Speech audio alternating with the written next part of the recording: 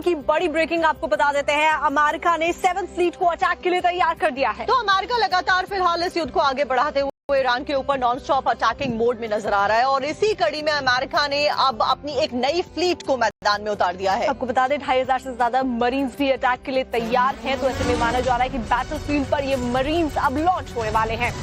जब ये युद्ध शुरू हुआ तो ये कहा जा रहा था कि हो सकता है कि एक हफ्ते में ईरान सरेंडर कर देगा और उसके बाद में ये युद्ध समाप्त हो सकता है, लेकिन फिलहाल इसके आसार नहीं नजर आ रहे हैं क्योंकि ईरान ने भी पूरी तरीके से जो अपनी तैयारी है उसको आगे बढ़ाया। इस सबके बीच में समंदर में अमेरिका 2500 मरीन अटैकर्स को उतारने के लिए पूरी तरीके से तैयार है।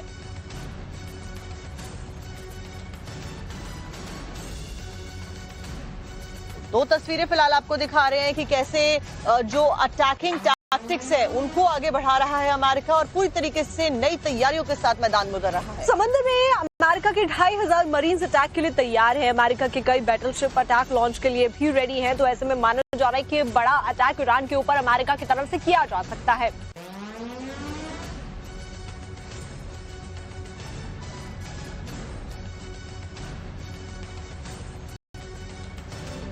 यूएस ने ईरान की ताकत को कम जरूर आंका और यही कारण है कि यूएस को भी अब इस वॉर को शुरू करने के खामियाजे जो हैं वो भुगतने पड़ रहे हैं क्योंकि कई जगह पर यूएस बेस को भी टारगेट किया गया है। और ऐसे में इराक में यूएस बेस को टारगेट किया गया है। ईरान का जो ड्रोन था वो काफी देर तक ऊपर उड़ता नजर भी आया। तो ऐसे में एक कड़ा मुकाबला ईरान यहाँ पर यूएस को देता हुआ नजर आ रहा है। और इस खबर के आने के बाद में अब लगातार ये कहा जा रहा है कि यूएस के जो डिफेंस सिस्टम है वो कई जगह पर नाकाम होते हुए नजर आ रहे हैं क्योंकि ईरान भी यूएस के बेस को टारगेट करते हुए यूएस को टारगेट करके बड़े धमाके कर रहा है। तो अपने सटीक टारगेट को ढूंढते रहने के लिए दोनों ड्रोन वहां पर उड़ते हैं। टारगेट मिलने के बाद में ड्रोन ने सटीक अटैक किए हैं, ये भी जानकारी मिल रही है। और इससे पहले भी हमने आपको खबर दिखाई कि कैसे लगातार यूएस एम्बेसी को भी ईरान ने टारगेट किया। कई जगह पर यूएस के जो सैनिक है वो भी मारे गए हैं ईरान के टारगेटेड अटैक्स में। तो आपको दोनों ड्रोन अटैक के अलग अलग विजुअल दिखाते हैं। पहला ड्रोन अमेरिकी मिलिट्री बेस के ऊपर पहुंचता है। ये यूएस विक्टोरिया मिलिट्री बेस है और इस बीच ये यूएस विक्टोरिया मिलिट्री बेस की तस्वीरें सामने आई हैं। ड्रोन हाइट से थोड़ा नीचे आता है, फिर भी कुछ नहीं दिखता है। ड्रोन फिर से राइट डायरेक्शन में जाता है, फिर भी कुछ नहीं दिखता है। फिर थोड़ी देर में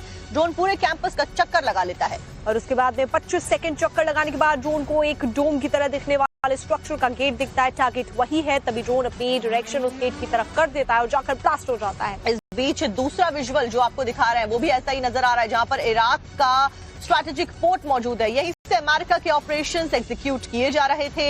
यहां भी ड्रोन 20 से 25 सेकंड तक रेकी करता है और लास्ट में जाकर खुद को ब्लास्ट कर देता है।